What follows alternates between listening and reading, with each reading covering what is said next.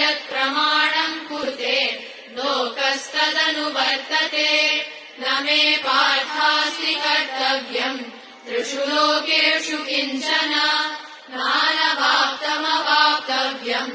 वर्तरेव च कर्मणि यदि ह्यहम् न वर्तेय जातु कर्मण्यतन्द्रितः मम वर्त्मानुवर्तन्ते मनुष्याः पार्थ सर्वशः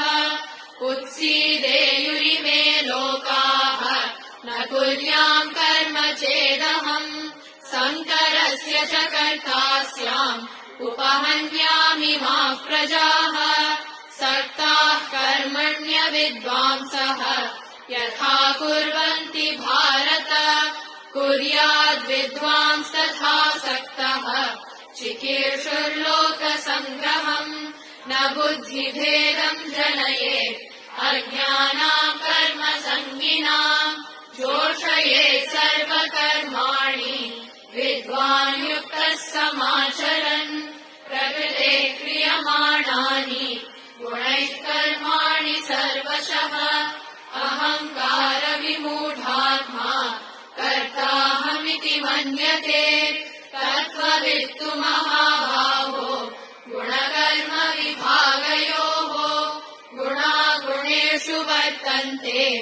इति मत्वा न सज्जते प्रकृतेर्गुणसम्मूढाः सज्जन्ते गुणकर्मसु तान् कृत्स्नविदो मन्दान् कृत्स्नविन्न विचालयेत् मयि सर्वाणि कर्माणि सन्न्यस्याध्यात्मचेतसा निराशीर्निर्ममो भूत्वा युध्यस्व विगतज्वरः ये मे मतमिदम् नित्यम् अनुतिष्ठन्ति मानवाः श्रद्धावन्तो न सूयन्तः मुच्यन्ते तेऽपि कर्मभिः ये त्वेतदभ्यसूयन्तः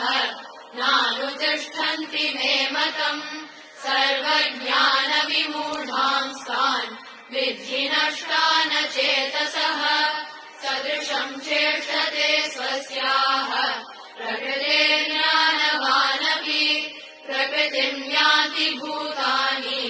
निग्रहः किम् करिष्यति इन्द्रियस्येन्द्रियस्यार्थे रागद्वेषौ व्यवस्थितौ तयोर्न वशमागच्छेत् तौ ह्यस्य परिपन्थिनौ श्रेयान् स्वधर्मो विगुणः परधर्मात् स्वनुष्ठितात् स्वधर्मे निधनम् श्रेयः परधर्मो भयावहः अर्जुन उवाच अथ केन प्रयुक्तोऽयम् पापम् चरति